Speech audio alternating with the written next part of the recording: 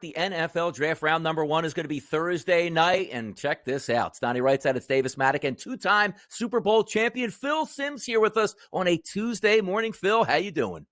Oh, man, I'm just doing wonderful. Flew in this morning, I had a great start of the day, but no, it's all good, and you guys are all peppy and ready to go, so it's waking me up or getting me going. But everything's good. Can't wait for the draft Thursday night. I'm one of those guys. I probably will watch every single pick of the draft. Because, hey, what else do I got to do? So follow NFL football, a lot of fun to do, that's for sure. Phil, let's go back to 1979. Times a little bit different than they are here in 2024. And with the draft coming up, it's so publicized now. How was your draft process being a first-round draft pick, top 10 draft pick in 1979? Was there, meetings? Did you fly in with teams? How was that done? Well, I did have a lot of teams that came down to Morehead State, to Morehead, Kentucky, and worked me out and talked to me. Back then I made visits to teams. I had, they talk about pro days. I think I had about 15 to 20 pro days. I mean, every day it was just another team and get as many receivers you could get. We're going to throw and, whatever. But it was a great experience, a different world then. Can you imagine me in today's draft coming from Morehead State, Mel Kiper and that crew picking me apart? They didn't win when he was there. He can't, but it's so different now. It's unbelievable what they have to go through. And of course, the way they play football now is entirely different than what I grew up with. That's for sure. Yeah. I mean, these guys are, they're put in the pipeline very young. A lot of these guys have been, doing 7-on-7 camps. We've known who Caleb Williams is since Caleb Williams was 14 years old. It's just a much different process now than it used to be. So of all these quarterbacks, we got Caleb, we got Maye, we have McCarthy, we got Daniels. Which one do you like more than it seems the consensus is? Are you a big J.J. McCarthy guy? You a big Drake Maye guys? Any of them, in particular, your favorite relative to other people out in the NFL sphere? Well, I don't know if it's a lot of difference. Listen, Caleb Williams to me is he reminds me of Patrick Mahomes when he came out. I remember watching him and going, wow, will this style of football work in the NFL?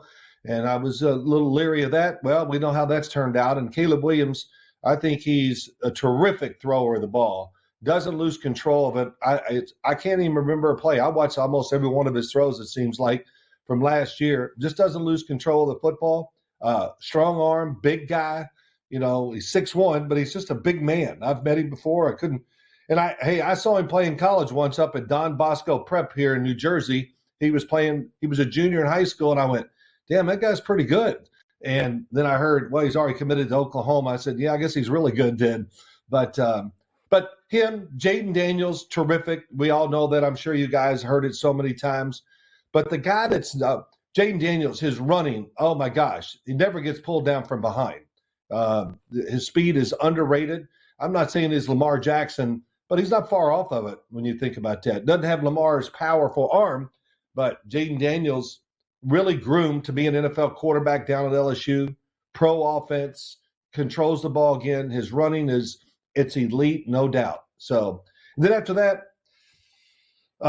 who's going to be the third quarterback? I don't know. If I had to guess, I'm going to say it's going to be J.J. McCarthy, that maybe New England or the fourth pick, somebody, they go up there and get him. This is just from watching TV. But I will say this, and I'm not trying to make these quick, that when J.J. McCarthy said he was coming out in the draft, I said, oh, my God, that's a huge mistake. He's not ready to come out and play in the NFL.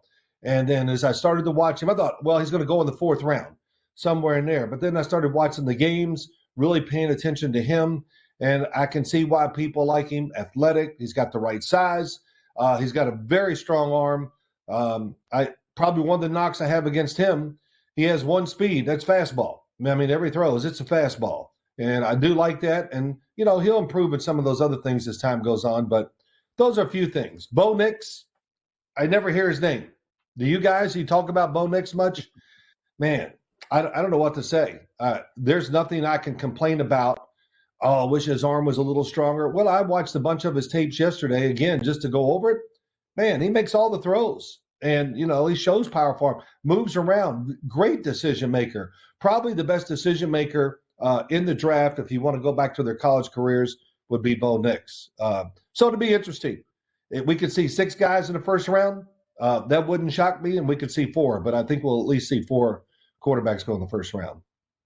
I find it pretty interesting, Phil, when you take a look at some of these prospects, because you just saw the Bo Nix graphic up there, 45 touchdowns here, 4,500 yards passing. He's been there, done that in college football. J.J. McCarthy wasn't asked to do that. 22 touchdown passes, let's just call it 3,000 yards. How can you evaluate moving forward to the next step? Is it all about numbers, or is it really the intangibles and how they actually project to an NFL game? Well, hey, look, a lot of people make mistakes with quarterbacks. That's all I hear every time I turn the TV on. They make a lot of mistakes with offensive tackles too, and edge pass rushers. They think they're going to be Lawrence Taylor, and it turned out to be nothing.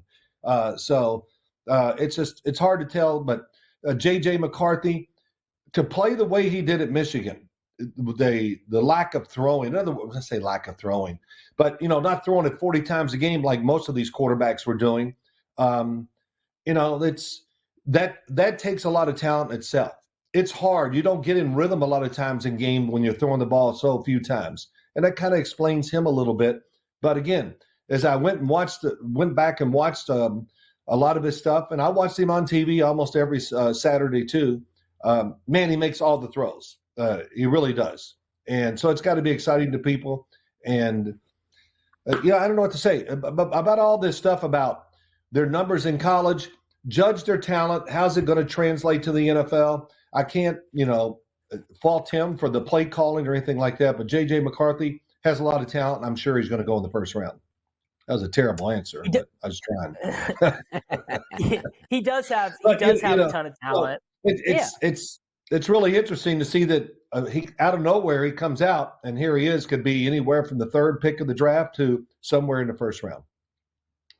It is pretty interesting just because he didn't have that many throws at Michigan. Right. Caleb Williams completed more passes in his 3-year college career than J.J. McCarthy attempted. I think there's sort of a little bit of he's kind of like Trey Lance. He's a ball of clay for whatever coach drafts him to figure out. Not stylistically like Trey Lance, but just that he's definitely a little bit raw. So the last thing I have to ask for you here is.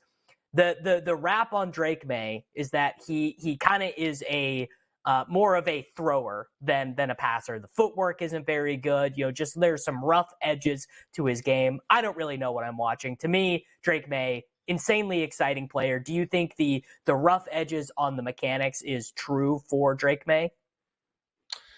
Yes, it is. Listen, boy, he's another one. He's getting beat up, and I don't know what to. Why that is. Big. Look, he's got a lot of things you love an NFL quarterback. Moves around well enough. He's a big guy. He has a very powerful arm. And, when I always hear this when everybody on TV, well, they got to work on the footwork. What the hell does that mean? They got to work on his footwork. That's, I always wonder that. They throw it out there. They always got to work on this. Everybody's got to work on their footwork. But Drake Maye, but when he throws it well, it's off the charts. It's as good as anybody can throw the football. But it's not as consistent as you'd like it to be. I'd like to see him be a little smoother throwing the football, things like that. But overall, makes a lot of outstanding plays, and he's going to be a good NFL quarterback. I don't know what's going to happen to him in the draft. I mean, he's one of those guys that could be the 3rd pick to New England, or he could go much later in the first round. So we'll see. But there's a lot to look at and like about Drake Maye. And he's been raked over the coals, like I said. So it's a tough process now for these college kids coming to the NFL as quarterbacks. Scrutiny upon scrutiny. Top 10 players going in the draft. Yeah, we're going to find out who those top 10 will be on Thursday night. We want to thank Phil Simms for joining us, the 2-time Super Bowl champion and first-round draft pick himself. Great stuff, Phil. Thanks for coming on. We really appreciate it. I can do better next time. Sorry.